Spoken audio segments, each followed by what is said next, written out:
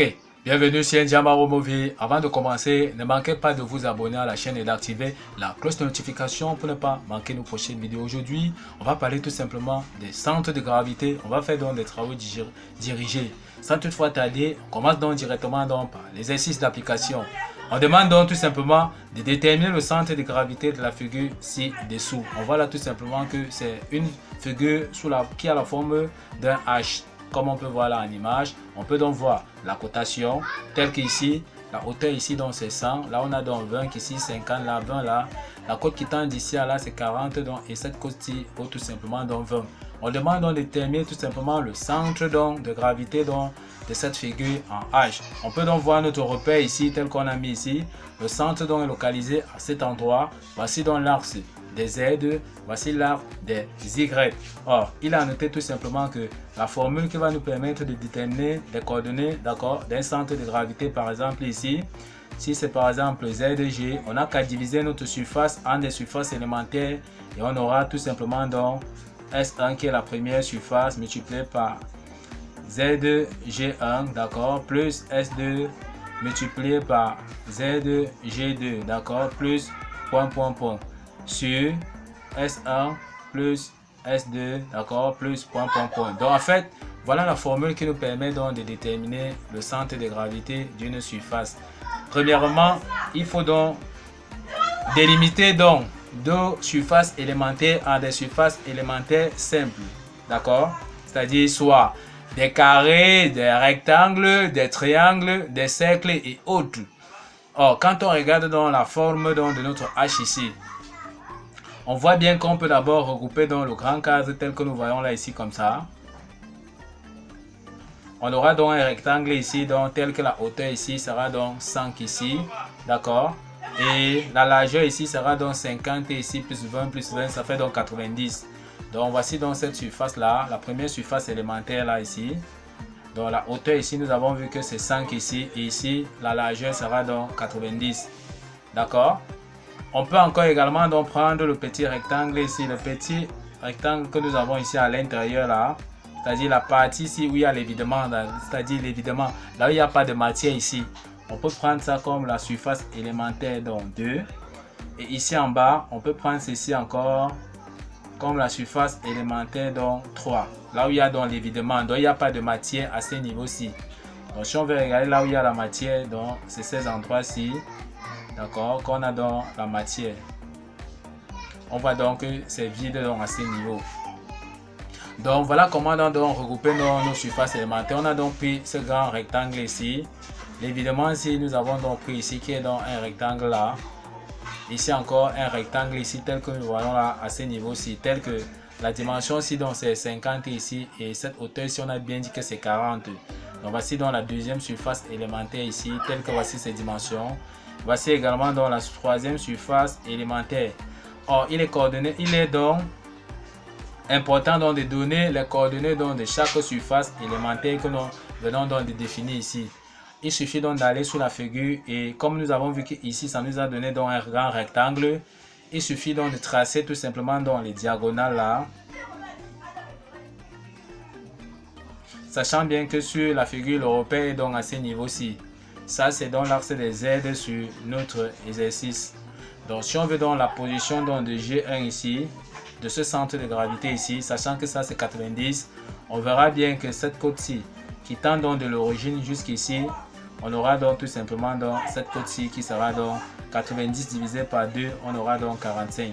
Si on veut la côte suivant l'axe donc des Y à ce niveau-ci, on n'a qu'à projeter ça ici comme ceci et la distance ici qui tend de l'origine ici jusqu'ici sera tout simplement 100 divisé par 2, on aura donc 50 à ce niveau-ci. D'accord. Donc si on veut donc voir ici, si on veut donc donner dans les coordonnées donc de G1, on aura donc ZG1.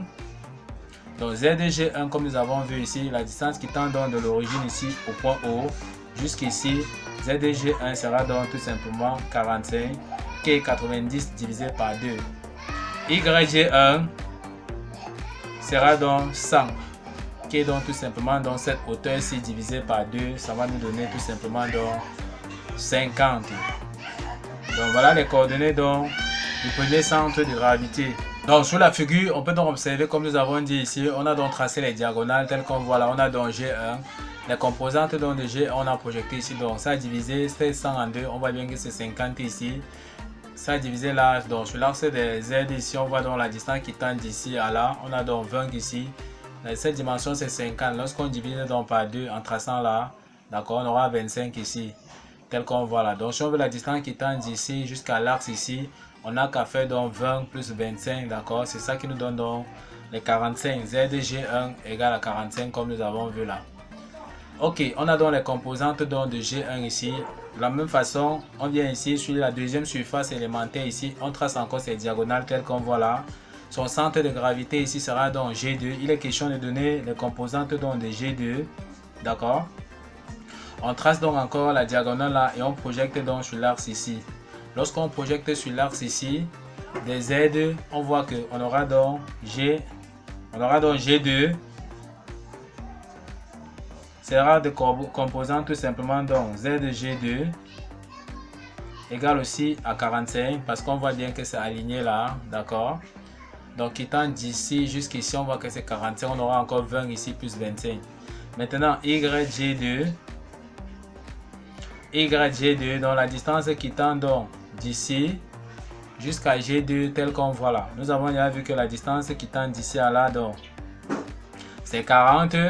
Cette distance-ci donc sera 20. On est déjà donc à 60 ici.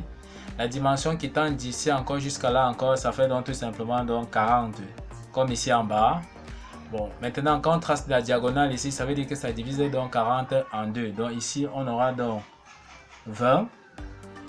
Donc si on veut donc la distance qui tend donc de l'origine ici en haut, en bas là, d'accord, jusqu'ici donc au point G2 suivant l'axe donc des Y, on aura donc 40 ici plus 40 donc plus 20, ça fait 60. 60 plus 20, ça fait donc 80.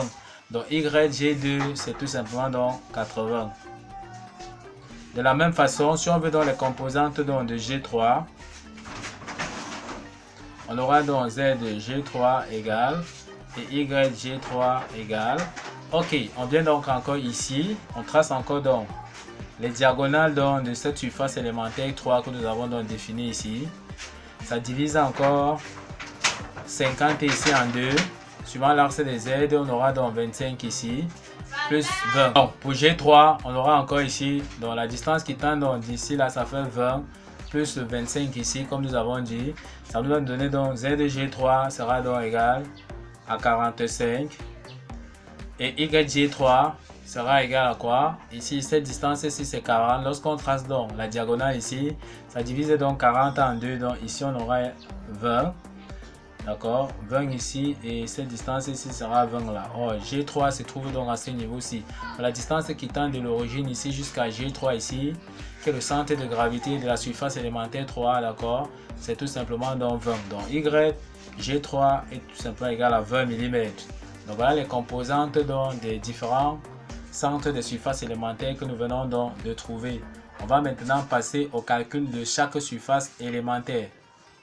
Au calcul des surfaces, nous voyons tout simplement qu'ici, les différentes surfaces élémentaires, comme nous avons défini ici, telles qu'on peut voir là, d'accord, sont tout simplement dans des rectangles. On sait que pour calculer la surface d'un rectangle, c'est longueur fois largeur. Donc pour la surface, pour le calcul de la première surface ici, ça sera tout simplement S1, d'accord, qui sera tout simplement égal à 100 fois 90, d'accord, 100 fois 90, on aura donc 9000. Deuxième surface élémentaire, on aura donc 50 fois 40, on aura donc 2000.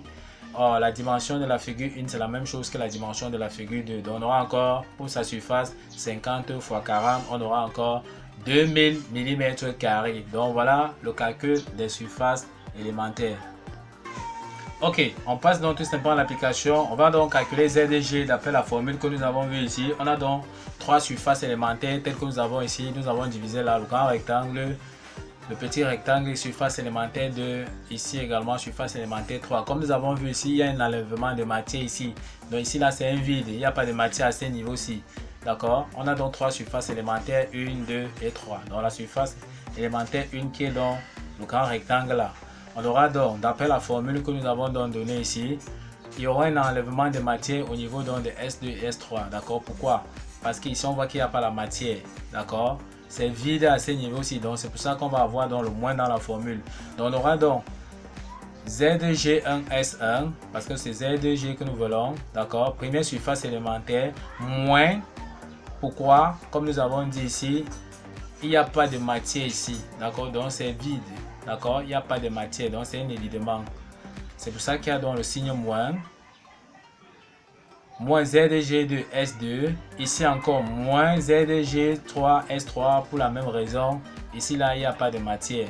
Sur S1, d'accord, qui est la grande surface que nous avons vu ici. Maintenant, moins S2 moins S3. Pour la même raison que nous avons donc évoqué donc précédemment ici, on aura donc moins ici et moins là parce qu'il n'y a pas les matières, d'accord? Il y a un enlèvement matière sur la surface élémentaire 2 et sur la surface élémentaire 3. Donc tout ce qu'on aura à faire, c'est de remplacer donc chaque expression ici par sa valeur. Bon, là nous avons donc remplacé ZG1 donc par sa valeur. Nous avons vu que c'était donc 45. La première surface donc nous avons donc remplacé par sa valeur. Nous avons vu tout simplement que la première surface que nous avons calculée, donc c'est 9000, tout simplement ici. Donc ici, il y a donc un 0 là, 9000. Donc ZDG1 S1, 9000, d'accord.